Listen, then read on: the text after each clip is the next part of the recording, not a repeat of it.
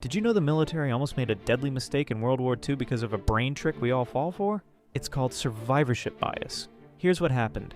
Analysts looked at planes returning from battle and saw bullet holes in the wings and body. So they said, let's add armor where we see damage. But one statistician realized something brilliant. He said, no, armor the places with no holes. Why? Because planes hit in those spots never made it back. The ones they were studying were the survivors. Your brain does this constantly. You see successful entrepreneurs on social media and think, I should drop out of college like them. But you never hear from the thousands who dropped out and failed. You read business advice from winners, but the losers aren't writing books. You scroll through highlight reels thinking everyone else has it figured out. Here's how to beat this. Before making any big decision, actively hunt down the failure stories. Ask, who tried this and it didn't work? That's how you see the full picture.